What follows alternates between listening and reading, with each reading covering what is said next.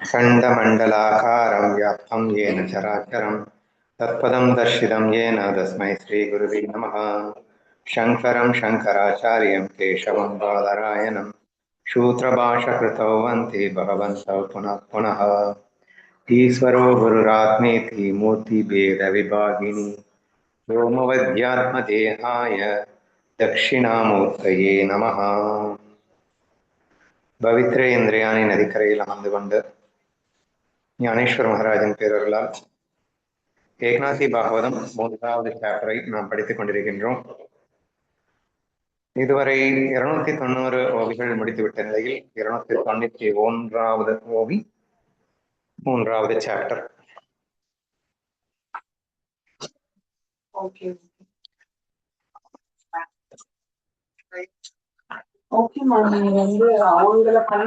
ஜனக மன்னன் முனிவர்களிடம் ஒவ்வொன்றாக கேட்டுக்கொண்டு வருகின்றான். அதுல கடைசியா பக்தி பண்ணலைன்னா அதனால விளைவும் கேடுகள் என்னென்ன அப்படிங்கிறத எக்ஸ்பிளைன் பண்ணுமாறு அவன் கேட்டிருந்தான். அதை அவன் தொடர்ந்து கேட்கின்றான். அதை படிக்கிறேன் இப்போ. யார் பகவானை வழிபடாமல் காமத்தாலும் குரோதத்தாலும் சூழப்பட்டு வாழ்கிறார்களோ அவர்களுக்கு கிடைக்கும் அந்த நரக கதி எத்தகையது என்பதை எனக்கு அன்புடன் விளக்குங்கள் அப்படின்னு சொல்லி ஜனகர் கேட்கிறார். ஸோ தி இம்பார்ட்டன்ஸ் ஆஃப் பக்தி அப்படிங்கிறத விட பக்தி இல்லைன்னா ஏற்படும் அமலம் ரெண்டும் ஒண்ணுதான். பக்தி இல்லைன்னா அவ்வளவு கஷ்டம் அப்படின்னா அப்ப பக்தி ரொம்ப இம்பார்ட்டன்ட் அப்படிங்கறது ஆட்டோமேட்டிக்கா நம்ம புரிஞ்சுக்கலாம். ஸோ அதை பத்தி இந்த எக்ஸ்பிளைன் பண்ணுமாறு ஜனகன் கேட்டிருக்கின்றார். ஜனக மன்னனின் கேள்வியை கேட்டு சமத முனிவர் உண்மையை உரைக்க தொடங்கினார். மன்னனே, இறை பக்தி இல்லாதவர்களின் உலக வாழ்வும் அவர்களின் முடிவும் இந்த சம்சாரத்தில் மிகவும் பயங்கரமானதாக இருக்கும் அப்படின்னு ஆரம்பிக்கிறார். அவரு சமச முனிவர் சொல்ல ஆரம்பிச்சிட்டாரு. ஸோ பர்டிகுலரா பயங்கரமா இருக்கும் இந்த பக்தி இல்லாதவங்களுடைய வாழ்க்கை அப்படின்னு ஆரம்பிக்கிறாரு. சமச முனிவர் கூறினார், விஸ்வரூப பரம்பொருளின் முகம், தோள்கள், தொடைகள் மற்றும் பாதங்களிலிருந்து முறையே சத்துவ முதலான குணங்களின் பிரிவுகளுக்கேற்ப 4 வருணத்தாரும் அவர் தமக்கான ஆசிரம நெறிகளுடன் தோன்றினார்.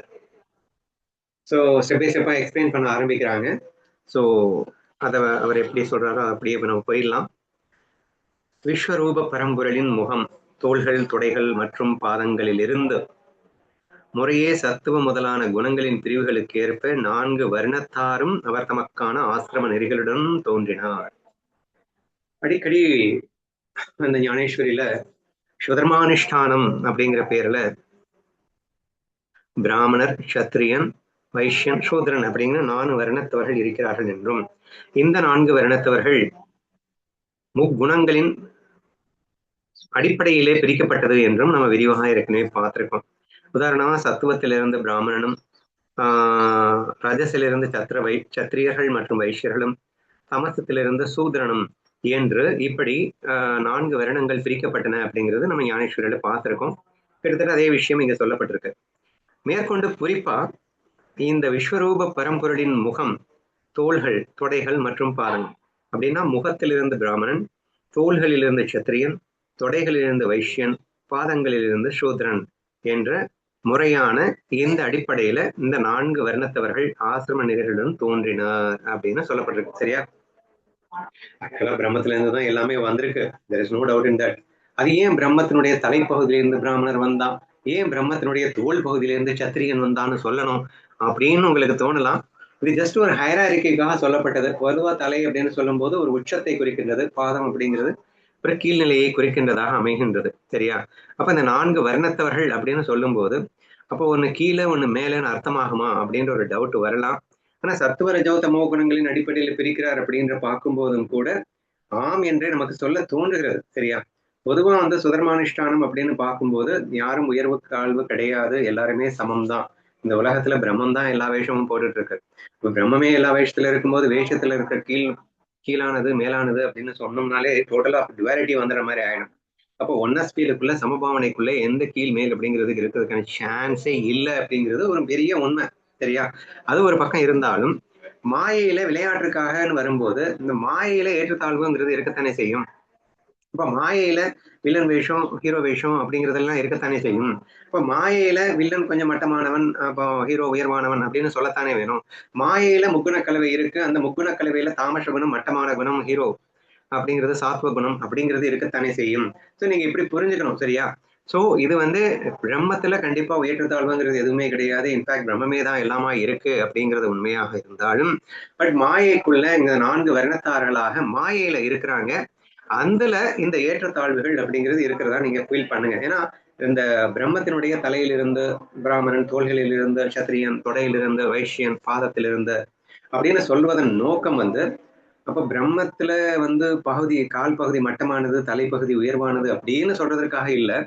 பிரம்மம்னாலே அது ஒன்னஸ் தான். அது கால்ல இருந்து தலை வரைக்கும் எல்லாமே ஈக்குவல் தான். There is no doubt in that. ஏன்னா பிரம்மத்துல இருந்து தான் இந்த 4 வர்ணத்தாரும் வருகிறார்கள். அப்ப பிரம்மமே தான் 4 வர்ணத்தாரா வந்துட்டு இருக்கு. அதனால நீங்க பிரம்மம் ஒன்னா அப்படின்றப்போ இங்க ஏற்றத்தாழ்வு இல்லைங்கிறது ஒரு புறம் இருந்தாலும், இங்கே மாயையின் கலப்புல முக்குண கலவையோட அங்கே இந்த 4 வர்ணத்தால் பிரிக்கப்படுகிறதுன்ற அடுத்த ஆஸ்பெக்டும் நம்ம பார்க்க வேண்டியது இருக்கு. ஏன்னா மாயையில முக்குணங்கள் இருக்கு. முக்குணங்கள் அப்படிங்கிறது மாயைக்காக, உண்மையில கிடையாது. உண்மையில குணங்களே கிடையாது, உண்மையில உடாமையே கிடையாது, எதுவுமே கிடையாதுன்றதுதான் உண்மை. பட் ஃபண்டுக்காக கிரியேட் பண்ண இந்த குணங்கள்ல ஒண்ணு மட்டமானது, ஒண்ணு வசதி அப்படின்றத நம்ம வந்து சொல்ல வேண்டியது இருக்கு. அதன் அடிப்படையில பிரிக்கப்பட்ட இந்த வர்ணத்தம் அப்படிங்கிறப்போ இது வந்து மேல் கீழ் அப்படிங்கிற மாதிரி ஒரு பிரிவினை ஏற்படுவதாக நீங்கள் புரிந்து கொள்ள வேண்டும் அப்படின்னு கேட்டுக்கிறேன், சரியா? மேபி அவரே எல்லாத்தையும் எக்ஸ்பிளைன் பண்ணுவாருன்னு நினைக்கிறேன், பார்க்கலாம். அந்த விராட புருஷனின் முகத்திலிருந்து பிராமணர்களும், தோள்களிலிருந்து சத்திரியர்களும் தோன்றினர். அவனது தொடைகளிலிருந்து வைஷ்யர்களும், பாதத்திலிருந்து சூத்திரர்களும் வெளிப்பட்டனர்.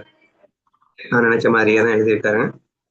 தங்களுக்கு ஆதாரமாக விளங்கும் தங்களின் தந்தையான அந்த பரமேஸ்வரன் யார் வழிபடாமலும் அவமதித்தும் வாழ்கிறார்களோ அவர்கள் தங்களின் உன்னத நிலையிலிருந்து கீழே விழுந்து அதோ கதியை அடைகிறார்கள். சோ இப்போ வழிபடாதவர்கள் இருக்கிறவர்களுடைய நிலைதானே இந்த சாப்டர். சோ அதுல என்ன சொல்றாருன்னா, உனக்கு ஆதாரமா இருக்கிறது யாரு? உனக்கு ஆதாரமா இருக்கிறது தந்தை பரமேஸ்வரன். இங்க ஈஸ்வரன் அப்படின்னு எடுத்துக்கணும், சரியா? இறைவன் அப்படின்னு மொட்டையா எடுத்துக்கிட்டா போதும். சிவன், விஷ்ணு அப்படின்லாம் ரொம்ப குழம்பணும்னு அவசியம் இல்லை. நமக்கெல்லாம் தலைவனாக இருப்பவன் ஈஸ்வரன். நம்மை வழிநடத்துபவன் ஈர்வன். நம்மை இயக்குபவன் ஈஸ்வரன். அவன் அன்றி அணுவும் அசையாது. நம்மை அசைப்பவன் ஈஸ்வரன். நமக்கு ஆதாரமாக இருப்பவன் ஈஸ்வரன். சோ அவன் தான் நமக்கு எல்லாருக்கும் தந்தையாகவும் இருப்பவன், சரியா? அவன் நீ வழிபடாம அவமதிச்சுட்டு வாழ்ந்துட்டு இருந்தேன்னா கண்டிப்பா நீ நாசமா போயிடுவ அப்படின்றது டைரக்டா சொல்லிட்டாரு. தங்கள் உன்னத நிலையிலிருந்து கீழே விழுந்து அதோ கதியை அடைகிறார்கள் அப்படின்னா நாசமா போயிடுவ அப்படின்னு டைரக்டா சொல்றதா வச்சுக்கோங்க. சோ ஏன் அப்படின்னா, உனக்கு ஆதாரமாக இருக்கின்ற அந்த பரம்பொருளை நீ வந்து அவமதித்து கொண்டு வாழ்ந்தால் எப்படி? கண்டிப்பா வழிபடணும் இல்ல. இப்ப நன்றி கடனே இல்லாம வாழ்ந்தா அப்புறம் அதோகதி ஆகாம என்ன செய்வ அப்படின்னு எடுத்துக்கலாம். தன்னை படைத்த தந்தையான இறைவனை எவன் ஒருவன் வணங்க மறுத்து அலட்சியம் செய்கிறானோ அவன் தன் சொந்த தர்மத்திலிருந்து நழுவி நிச்சயமாக பேரழிவை நோக்கி வீழ்ந்து போவான். அந்த சேம் திங் அகேன்ஸ்ட் வந்திருக்கு, புதுசா எதுவும் சொல்லல. கண்டிப்பா நமக்கெல்லாம் தந்தையாக இருக்கக்கூடியவர், அவர் இல்லைன்னா நம்ம இல்லவே இல்லை. சமனுக்கு ஆதாரமாக இருக்கக்கூடியவர், அப்படிப்பட்டவரை நம்ம வழிபடாம நம்ம அவரையே நிந்தித்து நம்ம வாழ்ந்து கொண்டிருப்பது அப்படிங்கிறது கண்டிப்பா நமக்கு பேரழிவை தரும். ஏன்னா ஒரு நன்றி இல்லாத வாழ்க்கை அப்படிங்கிறது ஆட்டோமேட்டிக்கா நமக்கு பேரழிவைத்தான் தரும் என்பதை நம்ம புரிந்து கொள்ள வேண்டும். ஏன்னா ஈகோ இன்டியூஸ் ஆகும். நம்ம ஆதாரத்தை நம்ம தெரிஞ்சுக்கிட்டோம்னா நான் யாரு அது யாருன்னு, நம்ம இறைவன் யாருன்னு புரிஞ்சுக்கும் போது ஆட்டோமேட்டிக்கா இறைவனை நிந்தனை செய்யக்கூடிய அளவுக்கு நமக்கு வலிமை வராது, அகங்காரம் எழாது. நமக்காகவே வாழ்கின்ற அந்த இறைவனை புரிந்து கொள்ளும் போது அன்பு நமக்குள்ளும் வந்துடும். ஏன்னா அவருக்குள்ள அன்பு இருக்கு, அதே அன்பு நமக்குள்ளும் வந்துடும். ஆனா அப்படி அவரை அந்த வழிபடாம போகும்போதுதான் அந்த அன்பு நம்ம கிட்ட மிஸ் ஆகுது. அது விளைவாக அகங்காரமாக மாறுகிறது. பின் விளைவாக அவரை வழிபடாமல் நாம் செல்ல வேண்டும், இல்லை அவரையே அவமதிக்கும் நிலைக்கும் நாம் செல்ல வேண்டும். இந்த மாதிரியான முட்டாள்தனங்கள் எல்லாம் எங்க நடக்குது அப்படின்னா, நீ இறைவனை யாருன்னு புரிஞ்சுக்காததுனால அல்லது இறைவனை மதிக்காம போறதுனால அப்படின்னு புரிஞ்சுக்கணும். சோ தேர்ஃபோர் அவன் தர்மத்திலிருந்து நலிவு நிச்சயமாக அழிவை நோக்கி போவான் அப்படின்னு சொல்லியிருக்காரு. ஹரிக்கதைகளை கேட்காமலும் அச்சுதனின் கீர்த்தனைகளை பாடாமலும் சிலர் வெகு தூரத்தில் விலகி நிற்கிறார்கள். ஆனால் சாத்திர அறிவு இல்லாத எளிய மக்களும் பெண்களும் கூட அனன்ய பக்தியோடு ஸ்ரீஹரியை சரணடைந்தால் ஓய்வு பெறுகிறார்கள். இங்க என்ன பர்டிகுலரா வந்து 4 வர்ணத்தார்னு ஆரம்பிச்சாரு, அதை பத்தி எதுவுமே பேசல அப்படிங்கிற மாதிரி உங்களுக்கு டவுட் வரலாம். அதைத்தான் எங்க சொல்லியிருக்காரு. ஹரிக்கதைகளையும் கேட்காம அச்சுதனின் கீர்த்தனையை பாடாம நீங்க ரொம்ப தூரத்துல நிக்கிறீங்க, நீங்க உருப்பட மாட்டீங்க. ஆனா சாஸ்திர அறிவே இல்லைன்னா கூட, ஏன்னா சூத்ராக்கு சாஸ்திர அறிவுலாம் இருக்காது. எளிய மக்களாக இருந்தாலும் கூட, பெண்களாக இருந்தாலும் கூட அனன்ய பக்தியோடு ஹரியை சரணடைந்தால் நீ ஓய்வு பெறலாம். ஸோ ஈவன் தோ நான் வந்து ஒரு 3 கேடரா பிரிஞ்சு இந்த பிரம்மன், சத்திரியன், வைஷ்யன், சூத்ரன் நான் சொன்ன வாஸ்தவம் தான். அப்ப இவங்களுக்குள்ள அப்ப ஞானம் அடைகிறதுக்கு இறைவனை அடைவதற்கு ஒருத்தருக்கு மட்டும்தான் அதிகாரம் உண்டு இல்லை அப்படின்னு எல்லாம் நினைச்சிடாத. 4 பேருக்குமே ஈக்குவல் அதிகாரம் உண்டு. ஆனா இன்கேஸ் பிராமணனா நீ பிறந்து ஒருவேளை இறைவனை வழிபடாம வாழ்ந்தேன்னா நீ நாசமா போயிடுவ. நீ சூத்திரனா பிறந்திருந்தாலும் அனன்ய பக்தியோட இறைவனை பற்றிட்டேன்னா நீ மேல வந்துருவ. சோ ஈவன் தோ கேடர் வைஸ் பாத்தீங்கன்னா ஒருத்தன் மேல ஒருத்தன் கீழே இருக்கிற மாதிரி இருந்தா கூட இங்க ஹரிபக்தி தான் பிரதானமாக இருக்கின்றது. நீ எங்க இருக்கங்கிறது முக்கியம் இல்ல. ஹரிபக்தியை பிடிச்சிட்டேன்னா நீ ஆட்டோமேட்டிக்கா நீ அவங்கிட்டயே போய் சேர்ந்துடலாம். நீ டாப்ல இருந்தாலும் ஹரிபக்தியை விட்டுட்டேன்னா நீ நாசமா போயிடுவ. நீ எவ்வளவு கீழே இருந்தாலும் ஹரிபக்தியை பிடிச்சிட்டேன்னா நீ டாப்புக்கு வந்துடுவ. So this is the thing இவர் பர்டிகுலரா எக்ஸ்பிளைன் பண்ணணுன்ற நோக்கத்துக்காக அந்த இடத்த அந்த வர்ணத்தின் பேதத்தை ஏன் கொண்டு வந்தாருன்னு உங்களுக்கு டவுட் வரலாம் இல்லையா? சோ வர்ணத்தின் பேதத்தை ஏன் கொண்டு வரணும்? கும்பிட்டா வழிபட்டா நல்லா இருக்கும், வழிபடலைன்னா நாசமா போயிடுவோம். இது மொட்டையா சொன்னா போதும் இல்லை அப்படின்னா இந்த ஒரு பர்பஸுக்காக தான் சொல்லியிருக்காரு. சோ கேட்டர் வைஸ் நீங்க மேல கீழே அப்படின்றது இருக்கலாம், அப்படித்தான் இறைவன் படைத்திருக்கான்றதே உண்மையாக இருந்தாலும் அதை விட மிக முக்கியமானது என்னன்னா பக்தி தான். சோ எங்க நீ இருக்க, எந்த கேடர்ல நீ இருக்க, எந்த ஹைரார்கில நீ இருக்க, எந்த டாப் பாட்டம் அண்ட் மிடில் நீ இருக்க அப்படிங்கிறத விட நீ பக்தியில இருக்கியா இல்லையாங்கிறது தான் மோஸ்ட் இம்பார்ட்டன்ட் என்று சொல்வதற்காக அதை சொல்லி இருப்பதாக நான் காண்கின்றேன். ஆனால் கல்வி மற்றும் குலப்பெருமையினால் தலைக்கணம் கொண்டு தங்கள் உயர்ந்த வர்ணத்தவர் என்று தம்பட்டம் அடித்துக் கொள்பவர்கள் தங்கள் உள்ளத்தில் ஸ்ரீஹரியை மறந்து வாழும்போது நரகத்தை அடைகிறார்கள். ஆஹா, ஆக்சுவலா நான் இது முதல்ல நான் படிக்கல, பட் பின்னாடி வர்றதுல நான் முன்னாடி சொல்லிட்டு இருக்கேன். So what ever I feel அதை அப்படியே அப்படியே ப்ரெசென்ட் பண்ணியிருக்காரு அப்படிங்கிற மாதிரி எனக்கு ஃபீல் ஆகுது. ஸோ கல்வி மற்றும் குலப்பெருமையால், அதாவது பிராமணனா நீ பிறந்துட்ட, அப்ப உனக்கு கல்வி எல்லாமே இருக்கு, உன் குலம் பெருமைப்பட்டுதான் இருக்கு. அதாவது தலை சிறந்த குலம் அல்லவா பிராமண குலம் அப்படிங்கிறது. அதனால என்ன ஆயிடுச்சுன்னா ஈகோ வந்துடுச்சு அப்படின்னு சொல்லிட்டு நீ என்ன தொழாம என்ன மறந்துட்ட அப்படின்னா கண்டிப்பா நரகத்துலதான் போய் விழுவ. ஸோ இட்ஸ் நோ மேட்டர் நீ பிராமன் நீ சூத்ரன் அப்படிங்கிறது மேட்டர் இல்ல. நீ பிராமணனாவே இருந்தாலும் நீ என்ன வணங்கல அப்படின்னா நீ நரகத்துல தாண்டா போய் விழுவ. சோ என்ன ஆயிடும் அப்படின்னா ஈகோ டெவலப் ஆயிடும். தாங்கள் உயர்ந்த வர்ணத்தவர் என்று தம்பட்டம் அடித்துக் கொள்வார்கள். அதுவே அவர்களுக்கு ஈகோவாக தலைகணமாக மாறிவிடுகிறது. அப்ப விளைவு தங்கள் உள்ளத்தில் ஸ்ரீஹரியை மறந்து வாழ்கிறார்கள், விளைவாக நரகத்தை அடைகிறார்கள் அப்படின்னு நம்ம புரிஞ்சுக்கணும். சரியா? என்ன உங்களுக்கு ஒரு டவுட் வரலாம், ஏன்பா பிராமணர்களால ஹரியை மறக்கவே முடியாதே? ஏன்னா பிராமணர்கள்னா யாருன்னா அவங்க சின்ன வயசுல இருந்தே வேதத்தை பாராயணம் பண்றவங்க, வேதத்தை பத்தி முழுசா படிச்சு தெரிஞ்சிட்டு இருக்கவங்க. வேதம் ஃபுல்லா ஹரியை பத்தி தானே பேசிட்டு இருக்கோம். ஹரிய தெரியாதவன பிராமணனா இருக்கவே முடியாதுன்னு கூட சொல்லிடலாம் இல்லையா? சூத்ராஸ் கூட ஹரிகதைகளை கேட்பாங்களா மாட்டாங்களா, ஹரிய பத்தி புரிஞ்சுப்பாங்களா அப்படிங்கிறது டவுட் தான். பட் பிராமண குலத்துல பிறந்தவனுக்கு ஆட்டோமேட்டிக்காவே அவன் சின்ன வயசுல இருந்தே அவன் ஹரியை பற்றின ஒரு முழு நாலேஜோட தான் அவன் இருக்கிறான். பட் இருந்து என்ன செய்யுங்க, பட் நாலேஜ் இருக்கு, but if you don't use it அப்படின்னா அது வெளியில சும்மா கதை சொல்றதுக்காகவும் மற்றதுக்காகவும் மட்டும் பயன்படுத்திட்டு உள்ளுக்குள்ள ஹரிபக்தி இல்லைன்னா, ஹரியை மறந்து நீ வாழ்ந்தேன்னா கண்டிப்பா நீ நரகத்துலதான் போய் விழுவ. சோ உனக்கு பிராமணனா பிறந்துட்ட, உனக்கு ஹரியை பத்தி எல்லாம் தெரியும், அவனை பத்தி மந்திரம் தெரியும், எல்லாம் தெரியும், தெரிஞ்சு என்ன செய்ய, நீ 4 பேருக்கு சொல்லக்கூடிய நிலையில இருப்ப. பொதுவா பிராமணர்கள் தான் 4 பேருக்கு வழிகாட்டிகளாக இருக்கக்கூடியவர்கள் அப்படிங்கிற அந்த ஒரு பொசிஷன் அவங்களுக்கு. சரியா? நீ மத்தவங்களுக்கு கூட வழிகாட்டிடலாம், மத்தவங்களுக்கு நீ ஹரிபக்தியை கூட காட்டிடலாம். ஆனா உங்ககிட்ட ஹரிபக்தி இல்லைன்னா நீ நரகத்துலதான் வீழ்வ என்ற விஷயத்தை நாம் இதுல இருந்து எடுத்துக்கணும். ஓகேவா? வேதங்களை ஓதும் அதிகாரம் பெற்ற பிராமணர், சத்திரியர், வைஷ்யர் ஆகியோராக இருந்தாலும் அவர்கள் கர்வத்தினால் நாராயணன் மறந்தால் அவர்கள் விலங்குகளுக்கு ஒப்பானவர்களே என்பது ஒரு. ஆக்சுவலா பாத்தீங்கன்னா இந்த பிராமணர், சத்திரியர், வைஷ்யர் இவங்க 3 பேருக்கு மட்டும்தான் வேதத்தை பாராயணம் பண்றதுக்கு அதிகாரம் உண்டு அப்படின்னுட்டும், சூத்ராஸ்க்கு அந்த அதிகாரம் கொடுக்கப்படவில்லை அப்படின்னுட்டுமே வேதத்தில் சொல்லப்பட்டிருக்கு.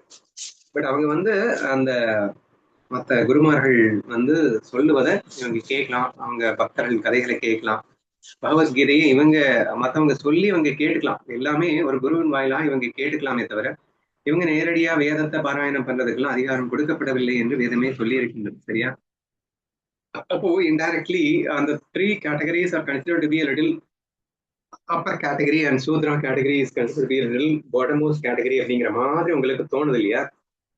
ஆனா அப்படித்தான் அந்த படைப்பு ஏற்கப்படப்பட்டிருக்கு, இல்லைன்னு சொல்லல. குணத்திலிருந்து படைக்கப்பட்டிருக்கு. அந்த முக்குணத்துல சாத்வீக குணத்திலிருந்து படைக்கப்பட்டவன் பிராமணன் அப்படின்னு சொல்லும் போதே கேட்டகரி வைஸ் ஹைரார்கி வைஸ் டாப்ல இருந்து பாட்டம் அப்படித்தான் வருது. யார் இல்லைன்னு சொன்னது? But in spite of that நீ அந்த 3 கேட்டகரியிலேயே இருந்தா கூட, நீ டாப் மோஸ்ட் கேட்டகரியிலேயே இருந்தா கூட, ஹைரார்கில நீ டாப்பா இருந்தா கூட, நீ இறைவனை வணங்கவில்லை என்றால் நாராயணனை மறந்தால் கண்டிப்பா விலங்குகளுக்கு ஒப்பானவர்களே அப்படிங்கிற ரேஞ்சுக்கு இந்த இடத்துல பேசியிருக்காங்க அப்படின்றத நம்ம புரிஞ்சுக்கணும். ஓகேவா? வேதங்களை ஓதும் அதிகாரம் பெற்ற பிராமண கஷத்திரிய வைஷ்ய ஆகியோராக இருந்தாலும் அவர்கள் கர்வத்தினால் நாராயணனை மறந்தால் அவர்கள் விலங்குகளுக்கு ஒப்பானவர்களே என்பது உறுதி. உலகில் உள்ள உயிர்களுக்கு சிற்றின்பம், மாமிஷம் உண்ணுதல், மது அருந்துதல் ஆகியவற்றில் இயல்பாகவே பற்றி இருக்கும். இதற்கு எந்த சாஸ்திர விதியும் தேவையில்லை. ஆனால் சாஸ்திரங்கள் விவாகம், யாகம் போன்றவற்றின் மூலம் அவற்றை கட்டுப்படுத்தி மனிதனை அவற்றிலிருந்து படிப்படியாக விடுவிப்பதையே நோக்கமாக கொண்டுள்ளன. என்ன சொல்லியிருக்காருன்னா, ஜென்ரலா நமக்கு ஒரு டெண்டன்சி இதெல்லாமே அசுர குணம் தான் எல்லாருக்குமே அதிகமா இருக்கும். நமக்கு தெய்வீக குணங்கள், அசுர குணங்கள் எல்லாருக்குள்ளேயும் இருக்கு. அதுல ரொம்ப அதிகமா எது டாமினேட் பண்ணிட்டு இருக்கு அப்படின்னு கேட்டீங்கன்னா, அசுரா தான் ரொம்ப அதிகமா டாமினேட் பண்ணிட்டே இருக்கும். ஸோ அதை பேஸ் பண்ணி இந்த ஸ்லோகம் அமைக்கப்பட்டிருக்கிறது. பொதுவா எல்லா உயிர்களுமே சிற்றின்ப வேட்கை அதிகமா இருக்கும். மாமிசம் உண்ண வேண்டும்ன்ற ஆசை இருக்கும். மது அருந்துதல், இந்த மாதிரி அசுர குணங்களின் அசுர இயல்புகள் இயல்பாகவே நிறையவே இருக்கும். ஆனா எந்த சாஸ்திர விதியும் தேவையில்லை. இதற்கு எந்த சாஸ்திர விதியும் தேவையில்லை. அது ஏன் இப்படி இருக்கு அப்படின்னு எல்லாம் கேட்காதீங்க. அது இப்படிதான் இருக்கு அப்படின்னு சொல்லியிருக்காரு. ஆனால் சாஸ்திரங்கள் என்ன சொல்லுது அப்படின்னா, இதையெல்லாம் அந்த அசுர குணத்தை அழிக்க வேண்டும், தேவ குணத்தை வளர்க்க வேண்டும் சொல்லிக் கொடுக்கிறது எதுன்னா சாஸ்திரங்கள் தான் சொல்லிக் கொடுக்குது.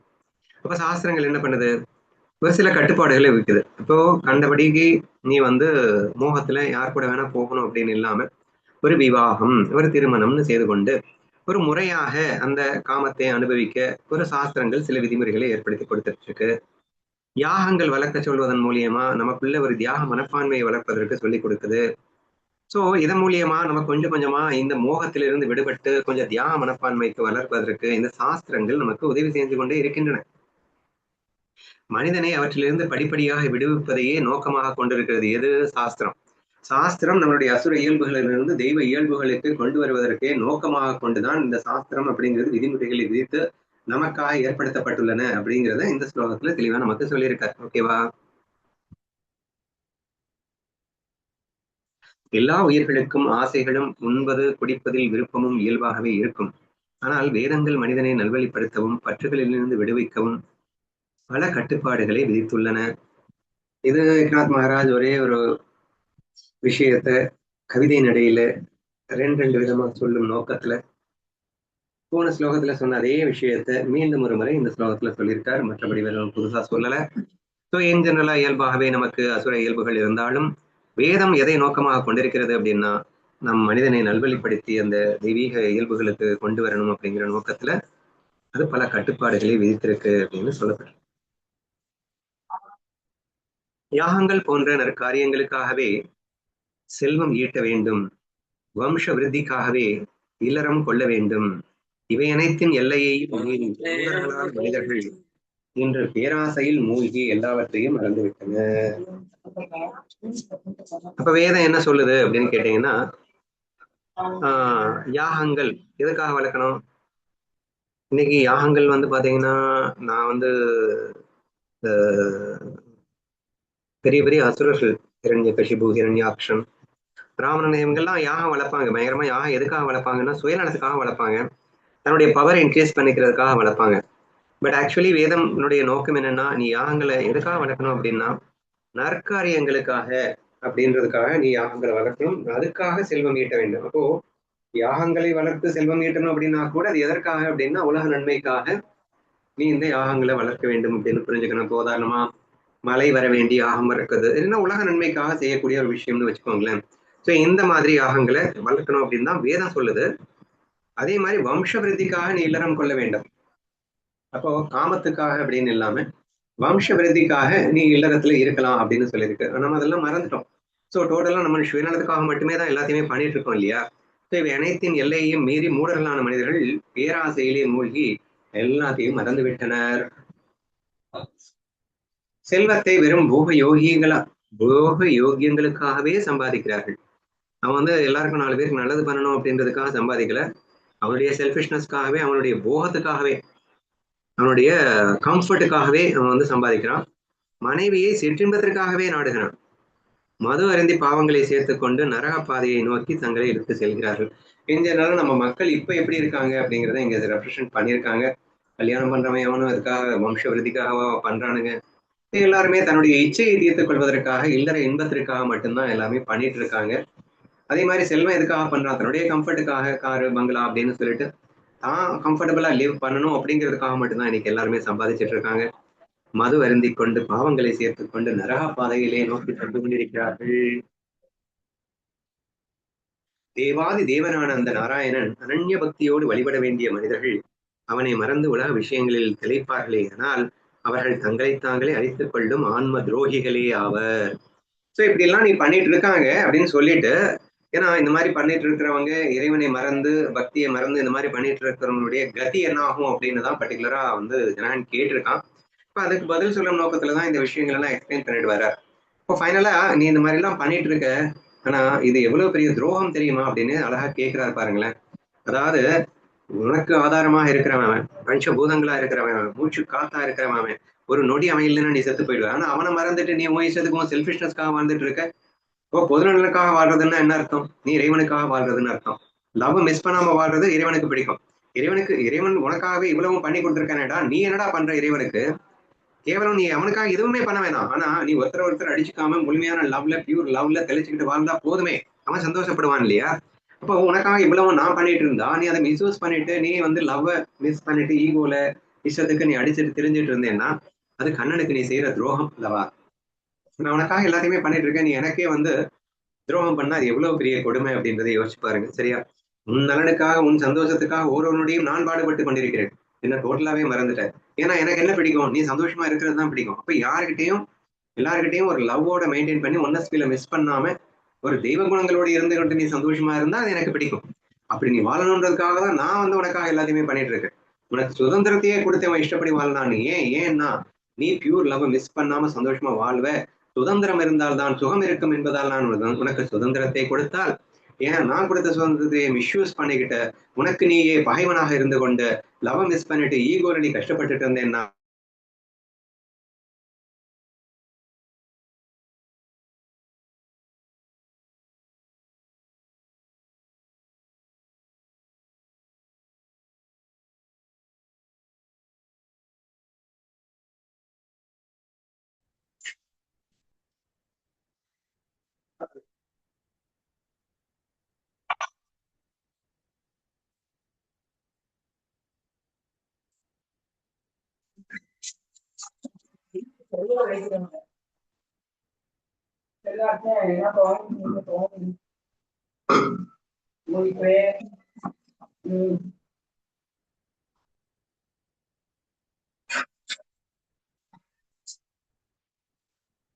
எல்லாருக்கும் கேக்குதுன்னு நினைக்கிறேன். இடையில கட் ஆயிட்டு வந்துருச்சு.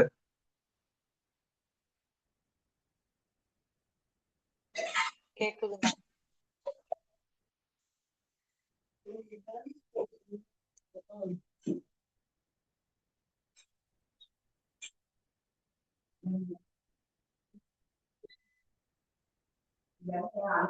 சோ வம்ச விருத்திக்காகவே இல்லறம் கொள்ள வேண்டும் இவ்வினத்தின் எல்லையும் மீறி மூடர்களான மனிதர்கள் இந்த பேராசையில் மூழ்கி எல்லாவற்றையும் மறந்து விட்டனர். சரி, இங்கதான் வந்திருக்கோம்னு நினைக்கிறேன். 304. சோ தேவாதி தேவனான அந்த நாராயணனை அவன் அனன்ய பக்தியோடு வழிபட வேண்டிய மனிதர்கள். ஆக்சுவலா நமக்கு ஏன்னா நம்மளுடைய பேஸ் அதுதானே, நமக்காகவே வாழ்ந்து கொண்டிருக்கின்ற அவனை மறந்து நம்ம வாழ்ந்ததுனால தானே நமக்கு சுயநலம் வந்தது, ஈகோ வந்தது, அதனால நம்ம அழிய வேண்டிய ஒரு அவசியம் ஏற்பட்டது அப்படின்றதையும் சேர்ந்து புரிஞ்சுக்கலாம்.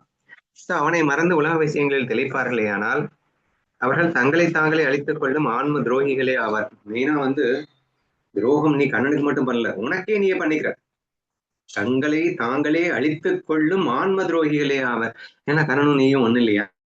நீ உன்னை கஷ்டப்படுத்திக்கிட்டா அது கண்ணனையே கஷ்டப்படுத்தியது ஆகாதா என்றெல்லாம் நீங்கள் சிந்தித்து பார்த்தால் இது எவ்வளவு பெரிய உண்மை என்று உங்களால் உணர முடியும். சோ இப்படி உன்னுடைய சுயநலத்துக்காகவும் செல்ஃபிஷ்னஸ்ல இறைவனை மறந்துட்டு நீ வந்து நன்றி கடன் இல்லாம ஈகோல லவ் இல்லாம நீ வாழும்போது அது உன்னை நீயே அழித்துக் கொள்வதோடு மட்டுமில்லாமல் நீ இறைவனுக்கே செய்யும் உனக்கே செய்யும் துரோகமாக மாறிவிடுகிறது அப்படிங்கிறத இந்த ஸ்லோகத்துல சொல்லியிருக்கார்.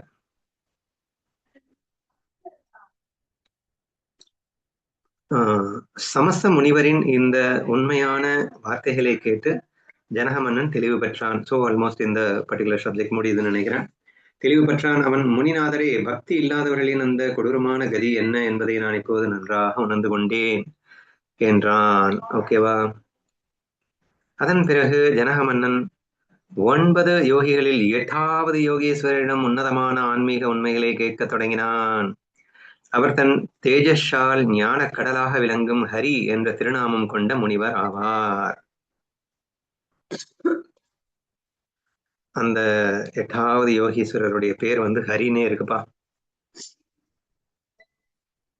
ஜனகர் கூறினார், முனிவர்களில் சிறந்தவரே, மகா பாகியசாலியான ஹரிமுனிவரே, ஒவ்வொரு யுகத்திற்கும் உரிய தர்மங்கள், யுக தர்மங்கள் என்னென்ன என்பதை எனக்கு விரிவாக விளக்குங்கள். 4 யுகங்கள் இருக்குன்னு தெரியும். அந்த ஒவ்வொரு யுகத்துக்கும் ஒரு தர்மம் இருக்கும் போல. அதையெல்லாம் என்னன்னு தெரிஞ்சுக்கணும்னு ஜனகன் ஆசைப்படுறான். அப்ப நமக்காக ஆசைப்படுறான். சோ நம்ம தெரிஞ்சுக்கணும் அப்படின்றதுக்காக. கருணை உள்ளம் கொண்டவரே, எந்த யுகத்தில் இறைவன் எத்தகைய வடிவம் கொள்கிறான்? மனிதர்கள் அவனை எந்த வழிபாட்டு முறையால் அடைகிறார்கள்? அதற்குரிய மந்திரம் மற்றும் பலன் என்ன என்பதை எனக்கு கூறுங்கள். இப்ப புரிஞ்சிருச்சா எதுக்காக அவன் கேட்கிறான்னு? எந்த யுகத்துல இருக்கிறவங்க எப்படி இறைவனை வணங்கணும், என்ன மந்திரத்தால வணங்கணும், எப்படி வணங்கினா நம்ம கரை தேர முடியும் என்று நமக்காக அவன் கேட்கின்ற கேள்வியாக இது அமைகிறது என்று புரிந்து கொள்ளுங்கள். ஜனக மகாராஜா கேட்டார், இறைவன் எந்தெந்த காலத்தில் எத்தனை விதமான வடிவங்களை எடுக்கிறான்? அவனது நிறம் என்ன? மனிதர்கள் அவனுக்கு என்ன திருநாமங்களை சூட்டி எந்தெந்த உத்திகளால் அவனை ஆராதிக்கிறார்கள்?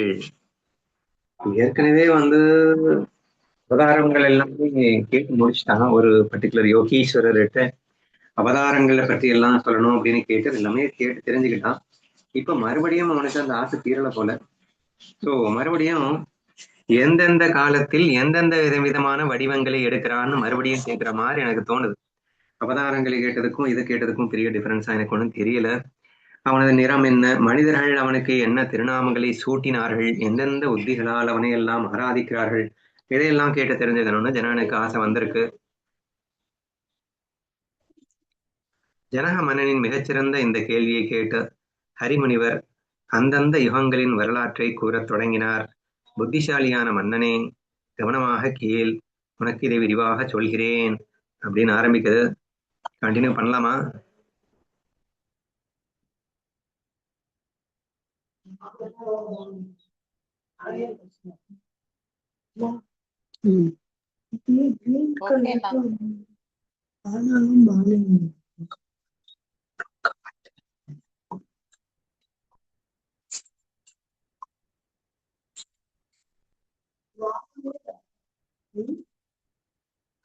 So, OV number 311. ஸ்ரீ ஹரிமுனிவர் கூறினார், ஹிருதா அப்படின்னா சத்திய யுகம், திரேதா, துவாபர, கலி என ஒவ்வொரு யுகத்திலும் கேசவனான அந்த பரம்பொருள் வெவ்வேறு நிறங்களையும் திருநாமங்களையும் வடிவங்களையும் தாங்கி வெவ்வேறு வழிபாட்டு முறைகளால் மக்களால் ஆராதிக்கப்படுகின்றான். இப்படி எல்லாம் இருக்கா? எனக்கு தெரியாதுப்பா. நான் இன்னைக்குதான் புதுசா தெரிஞ்சுக்க போறேன்னு நினைக்கிறேன். ஸோ ஒவ்வொரு யுகத்திலையும் அவன் ஒவ்வொரு கலர்ல இருப்பானா? அது மட்டும் இல்லாம அவனுக்கு ஒவ்வொரு யுகத்திலையும் ஒவ்வொரு டிஃப்ரெண்டான நாமங்கள் இருக்குமா, வடிவங்கள் இருக்குமா? ஸோ அதை பேஸ் பண்ணி மக்கள் அவனை வழிபட்டார்கள் அப்படிங்கிறத நம்ம தெரிஞ்சுக்க போறோம். அவர் என்ன சொல்றாருன்னு பார்க்கலாம். சத்திய யுகத்தில் இறைவன் வெண்மை நிறைமுடையவனாக, ஹிருதய யுகத்தில் இறைவன் வெண்மை நிறமுடையவனாக இருந்திருக்கிறான். சுவேத வர்ணம்னு பேரான். 4 கரங்களும் சடாமுடியும் அழகான மர உரியும் தரித்த அவனை தியான மார்க்கத்தின் மூலமாக மக்கள் வழிபடுவார்கள். பேரை சொல்லல, மேபி நெக்ஸ்ட் லோகத்துல சொல்லுவாருன்னு நினைக்கிறேன். சத்திய லோகத்துல இருக்கக்கூடிய இறைவன் என்ன கலர்ன்னா வெண்மைன்னு சொல்லிட்டாரு. அவனுடைய உருவம் எப்படி இருக்கும்னா 4 கரங்கள் இருக்கும், ஜடாமுடி இருக்கும், அழகான மர உரி தரித்த அவனை தியான மார்க்கத்தின் மூலமாக மக்கள் வழிபடுவார்கள் அப்படின்னு கொடுத்திருக்கு. பேர் அடுத்த ஸ்லோகத்திலே வந்துருச்சு, பயப்படாதீங்க. சோ சத்திய யுகத்துல இருக்கக்கூடிய ஒவ்வொரு யுகத்துல இருக்கக்கூடிய இறைவனின் கலரை பார்க்க போறோம், பேரை பார்க்க போறோம், அவர் எப்படி இருக்காரு அப்படிங்கிறத பார்க்க போறோம். சரியா? இப்போ இந்த சத்திய யுகத்துல வெள்ளை நிறம், 4 கரங்கள், ஜடாமுடி, பிளஸ் அவனை தியான மார்க்கத்துல எல்லாரும் வணங்குறாங்க. அவனுடைய பேரு அந்த யுகத்தில் வாழ்ந்த முனிவர்கள் இறைவனை ஹம்ஷன், சுபரணன், வைகுண்டன் என்ற திருநாமங்களால் அன்போடு அழைப்பார்கள். அங்கே அந்த கரணம் மற்றும் இந்திரியங்களை அடக்கி சமம் தமம் நற்கர்மங்களின் மூலம் எப்பொழுதும் ஸ்ரீஹரியை மகிழ்விப்பார்கள்.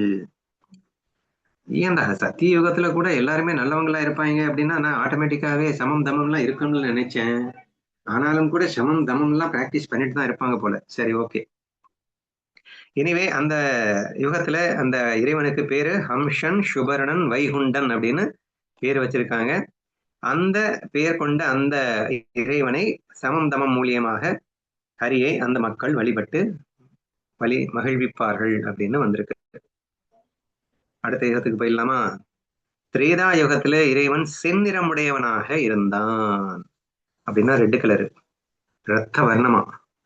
யாக வடிவினனான அவனை கயிற்று, நான், தண்டு ஆகியவற்றை கைகளில் ஏந்திய பிரம்மச்சாரியாகிய வேத விதிகளின்படி யாகங்கள் செய்து மக்கள் வழிபட்டார்கள்.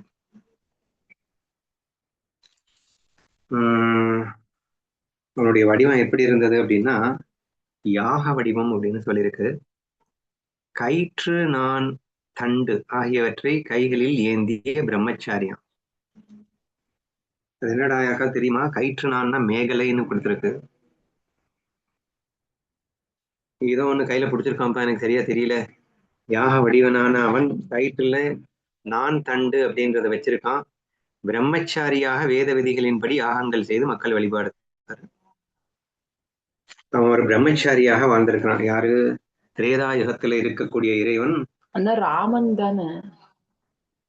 ராமனா? திரேதா யுகம். அதுதான் கயிற்று நானுன்னா வில்லு அம்பு தானே வச்சிருப்பாரு. ராமன்னா அந்த அடுத்த வரையில பேர் சொல்லியிருப்பாரு. விஷ்ணு யங்கன் பிரஜனை கற்பன் அப்படின்னு வந்திருக்கு. சோ அவனுடைய கலர் ரெட்டுமா. அவனுடைய உருவம் கொஞ்சம் டிஃபரெண்டா சொல்லியிருக்காங்க, அதை புரிஞ்சுக்கோங்க. கயிற்று, நான், தண்டு ஆகியவற்றை கையில் ஏந்தி கொண்டு பிரம்மச்சாரியாக இருப்பானாம். வேத விதிகளின்படி யாகங்கள் செய்து மக்கள் அவனை வழிபட்டார்கள் அப்படின்னு புரிஞ்சுக்கோங்க. அவனுடைய பேர் என்னன்னு பார்த்திடலாம். திரேதா யுகத்து மனிதர்கள் இறைவனை விஷ்ணு யஞன் பிரிச்சினி கற்பன் என்று அழைப்பார்கள். யாக கர்மங்களின் மிகப்பெரிய அளவில் விரிவுபடுத்தி அதன் மூலம் ஸ்ரீஹரியை ஆராதிப்பார்கள். மேக்சிமம் யாகத்துலதான் எல்லாத்தையுமே வணங்கிட்டு இருக்காங்க. நம்ம எல்லாம் யாகமே பண்றது இல்லை.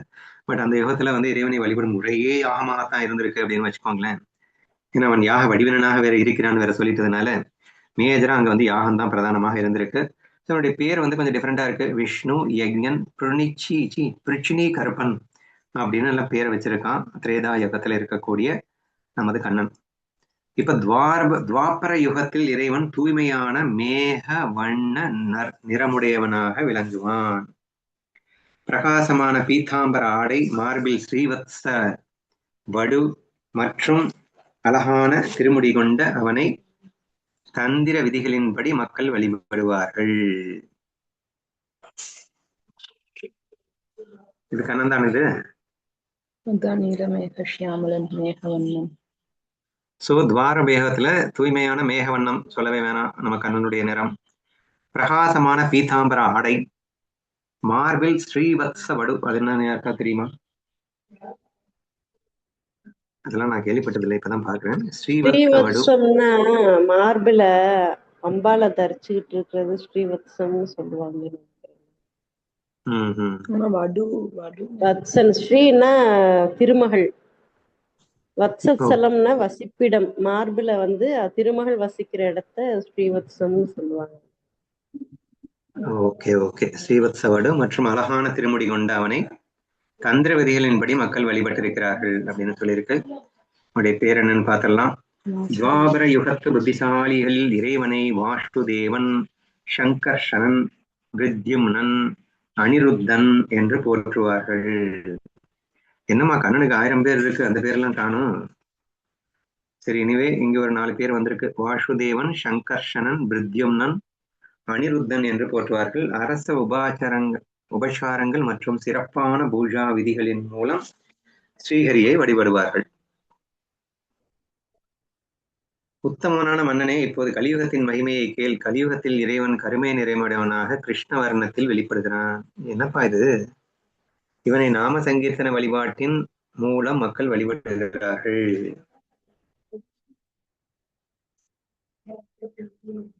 கிருஷ்ண அப்படின்னா கருமை அப்படின்னு அர்த்தம். அதனால இங்க சொல்றது கருப்பா இருக்கிற கலரு, அதனால கிருஷ்ண அப்படின்னு சொன்னாங்க. ஆனா இதுக்கு முன்னாடி துவாபர யுகம் சொன்னது அது கண்ணன் தான், நீலமேக சியாமலன். Okay okay. கலியுகத்துல இறைவன் கருமை நிறைவேறவனாகனா இனிமே வந்து பிறக்க போறான்னு அர்த்தமா, இல்ல யார சொல்றாங்கன்னு தெரியல. நம்ம கிருஷ்ணனை வந்து கருப்பா தானே வச்சு கும்பிடுறோம். நாம சங்கீர்த்தனம் தானே கலியுகத்துல பக்திய பகவான ஹரிய வந்து நம்மளும் கிருஷ்ணன் மேலதான் வழிபட்டுட்டு இருக்கோம். கருமை நிறைவுடையவனாக வெளிப்படுகிறான். இவனை நாம சங்கீர்த்தத்தின் வழிபடியாக மூலம் மக்கள் வழிபடுகிறார்கள். என்ன பேர் சொல்றாருன்னு பார்ப்போம். கலியுகத்தில் கருமை நிறைவுடையவனும் அல்லது உள்ளே கிருஷ்ணனாகவும் வெளியே தங்க நிறைவுடமான தன் அங்கங்கள், ஆபரணங்கள், ஆயுதங்கள் மற்றும் தூதர்களுடன் கூடியவனுமான இறைவனை பேரறிவாளர்கள் நாம சங்கீர்த்தனம் என்னும் எளிய யாகத்தின் மூலம் வழிபடுகிறார்கள். சேம் திங் தான் ரிப்பீட் ஆயிருக்கு, இன்னும் பேர் வரல, கீழே வந்திருக்கா.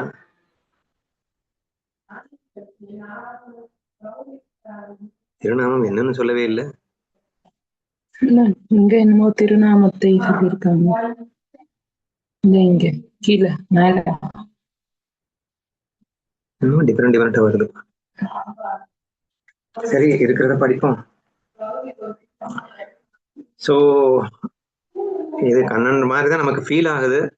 தன் அங்கங்கள், ஆபரணங்கள், ஆயுதங்கள் மற்றும் தூதர்களுடன் கூடியவனுமான இறைவனை பேரறிவாளர்கள் நாம சங்கீர்த்தனம் என்னும் எளிய யாகத்தின் மூலமே வழிபடுகிறார்கள்.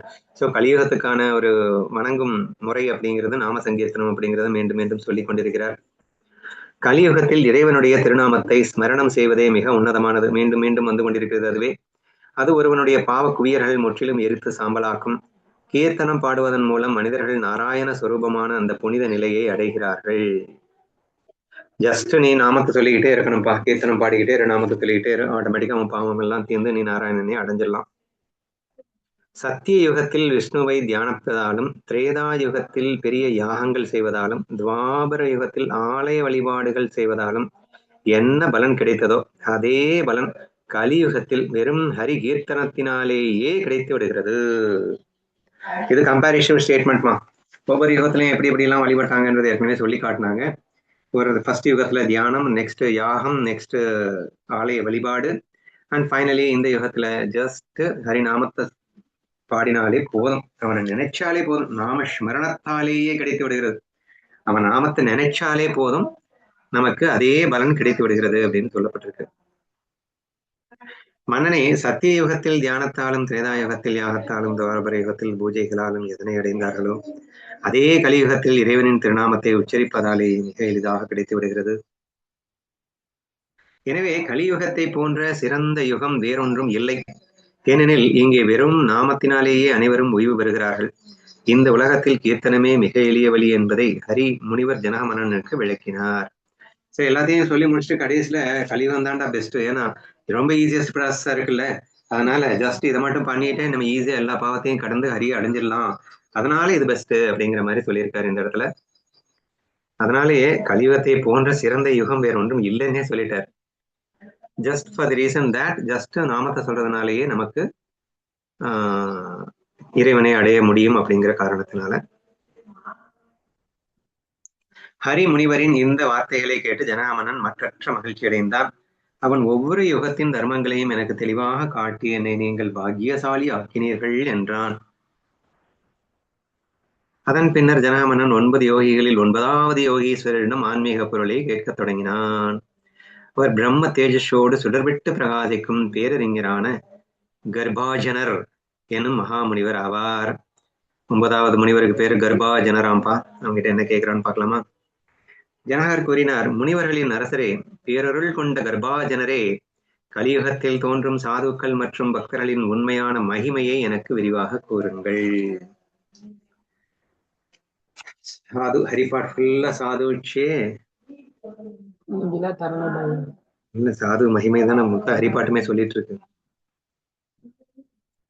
சோ ஃபைனலா இந்த சாதுக்கள், அதாவது கலியுகத்தில் இருக்கக்கூடிய சாதுக்களின் மகிமையை பற்றி கேட்டு தெரிந்து கொள்ள வேண்டும் என்று, சாதுக்கள்னா பக்தர்கள் தான் இல்லையா, சாதுக்கள் மற்றும் பக்தர்களின் உண்மையான மகிமையை கூற வேண்டும் என்று கேட்டுக்கொள்கிறான். கருணை உள்ளம் கொண்டவரே, கலியுகத்தில் பிறக்கப் போகும் மகாபாகியசாலிகளான ஸ்ரீஹரியின் பக்தர்களின் நற்பண்புகளையும் அவர்களின் வழிபாட்டு முறைகளையும் எனக்கு உண்மையாக விளக்கித் தாருங்கள் அப்படின்னு கேட்கிறான். கர்பாஜன முனிவர் கூறினார், மகாராஜாவே, கலியுகத்தில் நாராயணனையே கதியாக கொண்ட தூய பக்தர்கள் ஆங்காங்கே தோன்றுவார்கள். அதிலும் குறிப்பாக திராவிட தேசத்திலே, தென்னகத்திலே, தமிழ்நாட்டிலே அப்படியா அவர்கள் மிக அதிக எண்ணிக்கையில் தோன்றுவார்கள் அப்படின்னு எல்லாம் சொல்லியிருக்காங்கப்பா. அதுல மகாராஷ்டிரால இருந்திருக்கும்.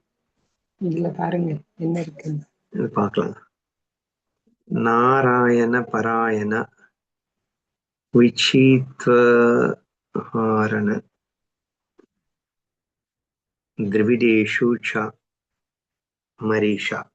திராவிடேஷு இருக்குல்ல, திராவிடம்னா தமிழ்நாடு தான்மா. தமிழ்நாட்டுல எக்கச்சக்கமான தென்னகம் ஃபுல்லா தமிழ்நாடுன்னு இல்லைன்னா திராவிடம்னாலே இந்த பக்கம் கர்நாடகா இதெல்லாம் சேர்த்து திராவிடம் தான். அப்படியா? நம்மளுங்க திராவிடம்னு சொன்னா தமிழ்நாடு மட்டும் தான் சொல்றாங்களே நினைச்சிட்டு இருந்தேன். சரி, எனிவே இந்த பக்கத்துல எக்கச்சக்கமான பக்தர்கள் தோன்றுவார்கள் அப்படின்னு இந்த கர்பாஜன முனிவர் சொல்லியிருக்கார். மன்னனே, தாமிரபரணி நதி பாயும் இடங்களிலும் கிருத்தமாலான வைகையா, பயஸ்வினி பாலாறு நதிக்கரைகளிலும் காவேரி நதியின் கரைகளிலும் எண்ணற்ற மகாபக்தர்கள் பிறப்பார்கள். தமிழ்நாட்டுக்கு மகிமை வந்துருச்சுப்பா. சரியா? பர்டிகுலரா தமிழ்நாட்டு நதி பக்கத்துல நிறைய பக்தர்கள் தோன்றுவார்கள் அப்படின்னு சொல்லியிருக்காங்க. 3 நதி பேரை சொல்லியிருக்காங்க. தாமிரபரணி நதி, கிருத்தமாலான்னா வைகை நதி, பயஸ்வினா பாலாறு நதிக்கரைகள், சோ காவேரி நதியின் கரைகள். சோ இந்த எல்லா நதிக்கரைகளிலும் மகாபக்தர்கள் பிறப்பார்கள். அவர்கள் பாகவத தர்மத்தை முழுமையாக கடைபிடித்து ஸ்ரீஹரியின் திருநாமங்களை எப்பொழுதும் கீர்த்தனம் செய்வார்கள். அவர்களின் பாத தூசியை தலையில் சூடி தேவர்களும் தங்களை புனிதப்படுத்திக் கொள்வார்கள் என்றால் பாரேன் அப்படின்னு சொல்லி அவருடைய மகிமையை சொல்ல ஆரம்பித்துக் கொண்டிருக்கிறார். சோ அவங்க திருநாமங்களை எல்லாம் எப்போதும் கீர்த்தனம் செய்து கொண்டே இருப்பார்கள். அப்பேற்பட்டவர்களுடைய பாத தூசியை தேவர்களே தலைமேல் சூட வேண்டும் அப்படின்னு ஆசைப்படுவாங்கன்னா பார்த்துக்கோ அவருடைய மகிமை எத்தகையது அப்படின்னு போய்கொண்டிருக்கிறது. We will see the next set of slokas tomorrow.